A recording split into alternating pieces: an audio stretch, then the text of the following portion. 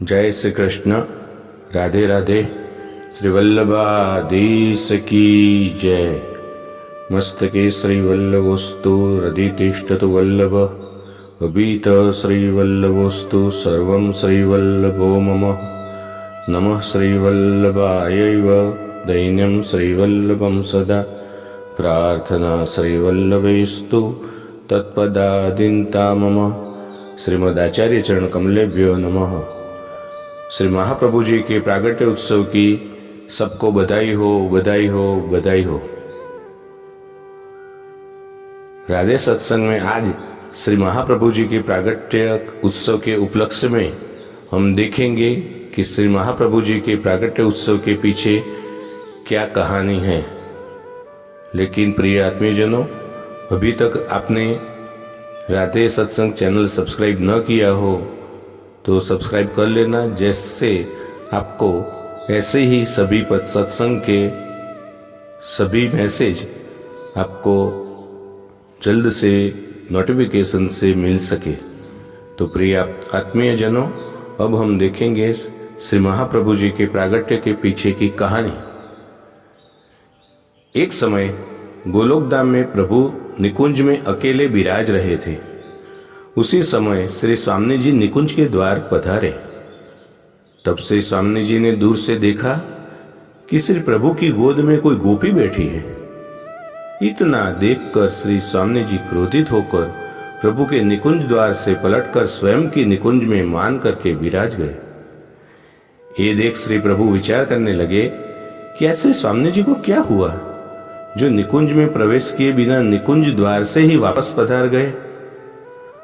प्रभु विचार करने लगे कि आज तो मैंने स्वामी जी को कुछ कहा भी नहीं है, फिर भी क्यों मान करके निकुंज के द्वार से ही पधार गए। प्रभु ने मन में ही विचार किया कि आज मेरी कोई गलती नहीं है, मैं आज स्वामी जी का मान छुड़ाने नहीं जाऊंगा। श्री स्वामी जी नित्य मान करे और श्री प्रभु श्री स्वामी जी का मान छुड़ाते। लेकिन आज तो कुछ अलग ही लीला हुई। दोनों स्वरूप अलग अलग अपनी निकुंज में विराज रहे हैं और एक दूसरे के विरह में मान करके विराज उठ रहे हैं। कुछ समय पश्चात श्री स्वामी जी की निकुंज में श्री ललिता जी पधारे। श्री ललिता जी ने श्री स्वामी जी से मान करने का कारण पूछने हेतु बहुत विनती की। तब स्वामी जी ने ललिता जी से कहा, आज जब मैं प्रभु की निकुंज में पधार रही थी तब प्रभु स्वयं की गोद में किसी गोपी को लेकर विराज रहे थे। श्री स्वामी जी ने ललिता जी से कहा कि मेरे स्थान कोई और गोपी ले ले, एक कैसे मैं सहन करूं। अब मैं प्रभु के पास नहीं पधारूं। श्री स्वामी जी की बात सुनकर श्री ललिता जी विचार करने लगे कि ऐसा तो कभी नहीं हो सकता। तो तत्पश्चात ललिता जी श्री प्रभु के निकुंज में पधारे। वहां श्री ललिता जी ने देखा कि श्री प्रभु के निकुंज में कोई गोपी नहीं है और श्री प्रभु मान करके विराजे हैं। ललिता जी ने श्री प्रभु को मान छोड़ने हेतु खूब विनती करी, लेकिन श्री प्रभु हठ लेकर विराजे, मान छोड़ने को तैयार ही नहीं। दोनों स्वरूप परस्पर एक दूसरे के विरह में अश्रु बहा रहे हैं, लेकिन मान छोड़ने हेतु तो कोई तैयार नहीं है। श्री ललिता जी, श्री यमुना जी, श्री चंद्रावली जी आदि सभी स्वरूपों ने श्री प्रभु एवं श्री स्वामी जी से खूब विनती करी, लेकिन दोनों स्वरूप मान छोड़ने के लिए तैयार ही नहीं। सभी उदास हो गए हैं।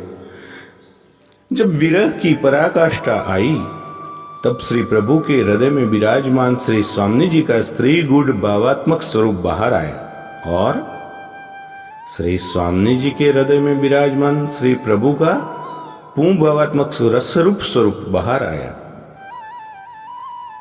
इन दोनों स्वरूपों को कभी मान नहीं हुआ। दोनों स्वरूप भावात्मक रीत से निकुंज के बाहर पधारे।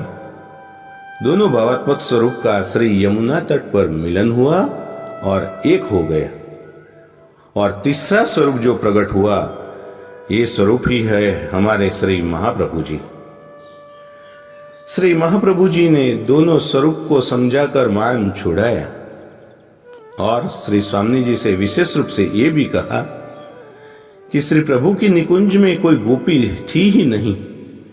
श्री प्रभु के तेजस्वी हृदय प्रदेश में आपने स्वयं का ही प्रतिबिंब देखा, सो आपका ही स्वरूप था। श्री महाप्रभु जी की ये बात सुनकर श्री स्वामी जी अति प्रसन्न हुए और आनंदित होकर कहने लगे, हे प्रभु, मैं सिर्फ तुम्हारी ही हूं।